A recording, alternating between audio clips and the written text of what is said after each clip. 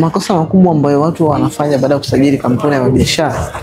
Jambo la kwanza, unaposajili kampuni na mtu ambaye sio sahihi, kuna makosa ambayo tunategemea yatatokea by default. Kwa mfano, watu huwa wanaambiwa nini cha kufanya kabla usajili kampuni na nini cha kufanya wakati wa usajili wa kampuni, lakini watu waambiwi nini cha kufanya baada ya usajili wa kampuni au biashara.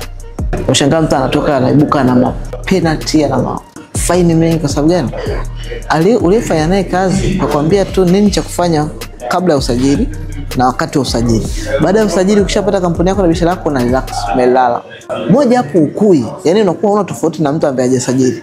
Kwa sababu umesajili afu umekaa nayo ndani documents. Baada ya kuzalisha document kama urembo, kuna namna ya kuzitumia kupata faida zako mwenyewe ambazo za kutubadilisha na kutofautisha kati yako na mtu mwingine ambaye hajasajili. So makosa makubwa ni kwamba watu hawajui nini cha kufanya baada ya kusajili kampuni.